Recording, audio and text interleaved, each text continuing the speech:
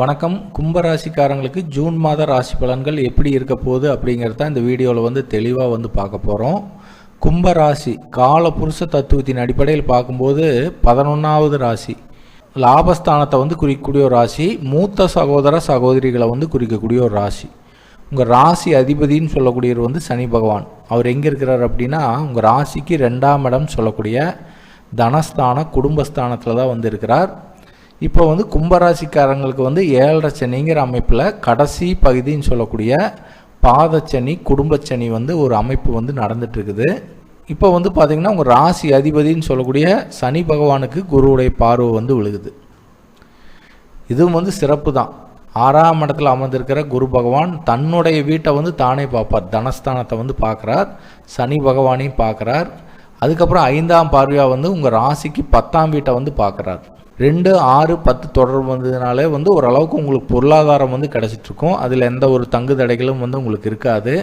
அது உங்கள் ராசி அதிபதிக்கு குருவுடைய பார்வை விழுகிறது சிறப்பு தான், ஒன்றும் மைனஸ் கிடையாது. அதுக்கப்புறம் உங்கள் ராசிக்கு 3ஆம் அதிபதி 10ஆம் அதிபதினு சொல்லக்கூடிய செவ்வாய் பகவான் உங்கள் ராசிக்கு 3ஆம் இடத்துலேயே ஆட்சி பலம் பெறார். எந்த ஒரு கிரகம் ஆட்சி பலம் பெறுதோ அது ஸ்ட்ராங்காக இருக்குது. தன்னுடைய பலனை சிறப்பாக செய்யும். தன்னுடைய ஆதிபத்திய பலனை சிறப்பாக செய்யும். செவ்வாய்க்கு என்ன ஆதிபத்திய பலன்? 3ஆம் அதிபதி. அப்போ 3ஆம் அதிபதி ஆட்சி பலமாக இருக்கும்போது அது செவ்வாயாக இருக்கிறதுனால மனோதைரியம் அதிகமாக இருக்கும். நன்மை நடக்குதோ தீமை நடக்குதோ தைரியமாக இருப்பீங்க. எதையுமே ஈஸியாக எதிர்கொள்வீங்க. என்ன நடந்தாலும் பார்த்துக்கலாங்கிற அந்த எண்ணம் இருக்கும். முயற்சிகள் எஃபெக்ட் அதிகமாக போடுவீங்க. முயற்சிகள் அதிகமாக பண்ணுறது, மனோதைரியம் அதிகமாக இருக்கும். போல்டாக இருப்பீங்க எந்த ஒரு விஷயத்துலையுமே. அந்த அதிபதி பலமாக இருக்கும்போது அந்த பலனை எல்லாமே சிறப்பாக கொடுப்பார். அப்போ இளைய சகோதர சகோதரிகள் மூலிமா ஏதாவது ஒரு ஆதாயம், ஒரு சப்போர்ட்டு கண்டிப்பாக கும்பராசிக்காரங்களுக்கு கிடைக்கும்.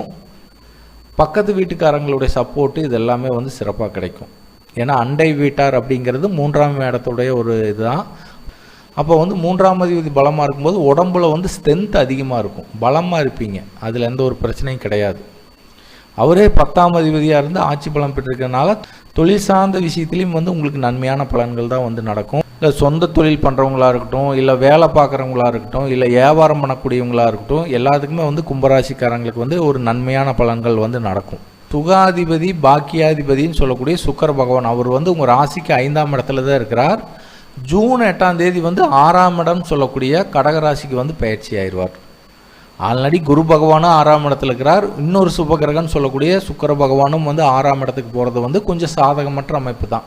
அப்போ 4ஆம் இட விஷயங்கள் 9ஆம் இட விஷயத்தில் கொஞ்சம் கவனம் தேவை. இப்போ 4ஆம் இடம் அப்படிங்கிறது வீடு வண்டி வாகனங்களை குறிக்கிறது, தாயாரை குறிக்கிறது, கல்வியை குறிக்கிறது. இது சார்ந்த விஷயத்தில் கொஞ்சம் பொறுமையாக இருக்கிறது சிறப்பு. ஜூன் மாதத்தில் எந்த ஒரு முக்கிய முடிவுகளும் எடுக்காதீங்க. வீடு சம்மந்தப்பட்ட விஷயங்கள், வாகன சம்மந்தப்பட்ட விஷயங்கள், வீடு சம்மந்தப்பட்ட விஷயங்கள், வாகன சம்மந்தப்பட்ட விஷயங்கள், இடம் சம்மந்தப்பட்ட விஷயத்தில் கொஞ்சம் கவனம் தேவை. தாயாருடைய உடல் ஆரோக்கிய விஷயத்துலேயும் கொஞ்சம் கவனம் தேவை. ஏதாவது ஒரு சின்ன பிரச்சனை இருந்தாலும் உடனே மருத்துவ உதவி நாடுறது சிறப்பு. அவரே பாக்கியாதிபதியாக இருந்து 9ஆம் அதிபதியாக இருந்து 6ஆம் இடத்துக்கு போகிறதுனால தந்தை வர்க்கத்தார் மூலிமா ஏதாவது ஒரு சின்ன மனஸ்தாபம், ஒரு மனக்கவலை வர்றதுக்கு உண்டான ஒரு வாய்ப்பு. தந்தை கூடவே ஒரு சில பேர்த்துக்கு தந்தை கூட ஏதாவது ஒரு கருத்து வேறுபாடுகள் வர்றதுக்குண்டான ஒரு வாய்ப்பு உண்டு. ஏன்னா அந்த கிரகம் 6ஆம் இடத்துல போய் மறையும் போது அந்த பலனை எல்லாமே ஏற்படுத்தும். ஒரு சில பேர்த்துக்கு தந்தைக்கு உடல் ஆரோக்கிய விஷயங்கள் பாதிக்கிறதுக்கு உண்டான ஒரு அமைப்பு உண்டு. அப்படி இருந்துச்சுன்னா உடனே மருத்துவ உதவி நாடுறது சிறப்பு. 5ஆம் அதிபதி ஆட்சி பலம் பெற்றிருக்கிறதுனால 5ஆம் இட விஷயங்களில் உங்களுக்கு நன்மையான பலன்கள் நடக்கும். 5ஆம் இடம் தான் அதிர்ஷ்டம், மன மகிழ்ச்சி, தெய்வ அனுக்கிரகம், குலதெய்வ வழிபாட்டை குறிக்கக்கூடிய ஒரு ஸ்தான அதிபதி. அவர் பலமாக இருக்கிறதுனால 5ஆம் இட விஷயங்களில் உங்களுக்கு நன்மையான பலன்கள் நடக்கும். ஒரு சில பேர் குலதெய்வ கோயிலுக்கு போயிட்டு வருவாங்க, மன மகிழ்ச்சியாக இருக்கும். பொழுதுபோக்கு விஷயங்களில் அதிகமாக ஈடுபடுவாங்க கும்பராசிக்காரங்க. ஒரு விஷயம் முன்கூட்டியே உணர்றது. இந்த விஷயம் நடக்கும் அப்படின்னு நினச்சிங்கன்னா அந்த விஷயம் அப்படியே நடக்கும். இதில் பிரச்சனை ஆகுன்னு நினச்சிங்கன்னா அது பிரச்சனை ஆகும்.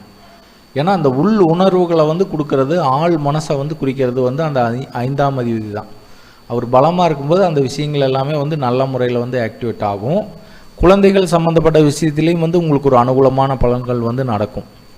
என்ன உங்கள் ஜென்ம ராசிக்குள்ளே ராகு இருக்கிறதுனால ஆசைகளை அதிகமாக தூண்டுவார். ஹெல்த்தில் ஏதாவது பாதிப்புகள் இருந்ததுன்னா அது எல்லாமே வந்து நிவர்த்தி ஆகிறதுக்கு உண்டான ஒரு அமைப்பு வந்து உண்டு. ஏன்னா 6ஆம் இடத்துல வந்து 2 சுபகிரகம் போகும்போது உடம்புல ஏதாவது பாதிப்புகள் இருந்ததுன்னா அது எல்லாமே வந்து கண்டுபிடிச்சி கொடுத்துரும். அதுக்குண்டான ட்ரீட்மெண்ட் வந்து கரெக்டாக வந்து எடுத்துக்குவீங்க. ஏன்னா 6ஆம் இடத்துல என்ன ஒரு சில பேர்த்துக்கு வந்து என்ன பிரச்சனை இருக்குதுன்னே தெரியாது, கண்டுபிடிக்க முடியாமல் இருப்பாங்க. திடீர்னு பார்த்தா உடம்பு சரியில்லாமல் இருக்கும், ஹாஸ்பிட்டல் போனால் அங்கெல்லாம் ஒன்றுமே இல்லை, எல்லாம் நல்லா இருக்குது அப்படின்னு சொல்லிடுவாங்க. ஆனால் என்ன பிரச்சனைன்னு கண்டுபிடிக்க முடியாது. ஆனால் அப்படி இருக்கிறவங்களுக்கு 6ஆம் இடத்துல இப்போ குரு வந்திருக்கிறதுனாலையுமே சுக்கரனும் வந்து 6ஆம் இடத்துக்கு போயிருக்கிறதுனால 2 சுபகிரகங்கள் வந்து 6ஆம் வீட்டில் இருக்கிறதுனால என்ன நோய் என்ன பிரச்சனைனால அந்த நோய் வந்திருக்குது, அது கரெக்டாக அதுக்குண்டான ட்ரீட்மெண்ட் எல்லாமே கரெக்டாக முடிக்கிறதுக்குண்டான ஒரு வாய்ப்பு எல்லாமே வந்து சிறப்பாக வந்து ஏற்படும். உங்கள் ராசிக்கு 7ஆம் இடத்துல கேது இருக்கிறது ஒரு மைனஸ் அப்படின்னாலுமே 7ஆம் அதிபதின்னு சொல்லக்கூடிய சூரிய பகவான் அவர் வந்து கேந்திரஸ்தானம் சொல்லக்கூடிய 4ஆம் இடத்துல இருக்கிறார்.